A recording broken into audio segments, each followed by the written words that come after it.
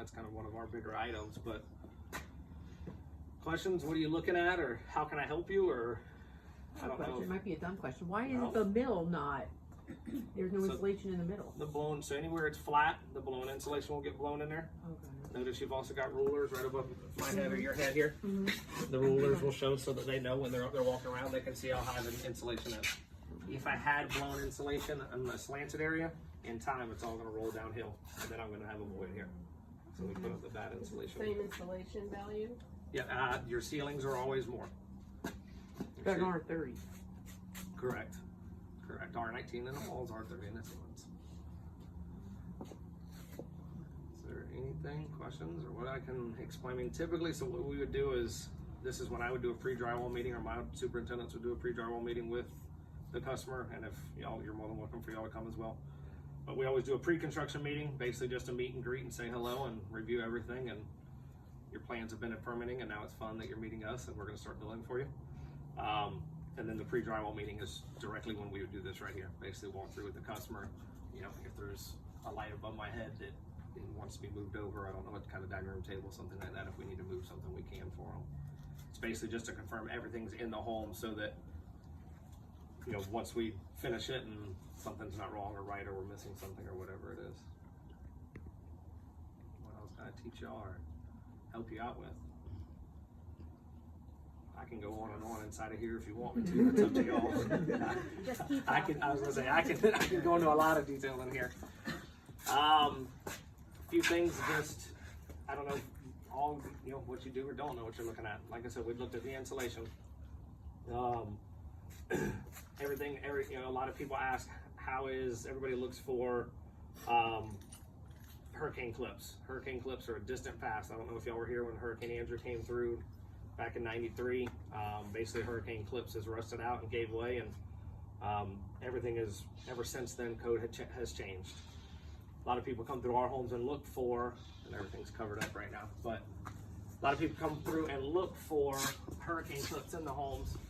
But that little red screw, I know it's small, but that red screw, the idea is it goes up into the bottom of a truss. If you think about it previously, a hurricane clip would have connected here and then gone up to the side of the truss. And what was happening, especially in like coastal areas, the salt air and the environment was getting to it and rusting it out, even though it wasn't supposed to. Well, that is literally what holds your roof down to your home. And if that's rusting out, then the roof comes off. Once the roof comes off a home, that's about it. When did that change? When did so obviously after 93? So code book comes out every 4 years. I want to say that was in the 97 or 8 book. Okay. I could be wrong. Don't hold me to it without looking it up. Okay. Go ahead, you can call them on it. 2005. There you go. That's fine. I was gonna say the 04 book because they always come out a year afterwards, but I was saying one more before. But yeah, just all the, and not that hurricane clips are distant past. I mean, they're still used, but a lot of people walk around and they go, okay, where's my hurricane clips? Where's my hurricane clips? I get that question a lot. Obviously, all your king and jack studs around all your windows and all that extra, and all your sliding glass doors. I'm referring to your king and jack studs here. You're just your extra bracing. We use all 2x4 walls, 2x6 walls, same exact build. A lot of people, I don't know if there'll be one here or not. Yep. There's your tie down. Whoop. There's your tie down. That tie down is basically holding this wall down to the concrete. If we were to walk, I'm not going to walk outside because they're siding up. But if you were to walk outside, you would see on the outside of it is basically there's nails coming up every stud in the whole house. They're every 6 inches and they're staggered. So when I say they're staggered, basically they're kind of going like this all the way up. So this holds me down to the concrete. That piece of plywood is holding this wall down to the concrete, and then it's called a SDWC screw. That screw is what's holding you up into the trusses, kind of holding the whole system down. Sometimes you'll see tie rods. I don't have a tie rod in here. Those are typically more on interior walls if needed. There's not one in here. Basically, it's a threaded rod. You'll see people twist it and it's holding it down.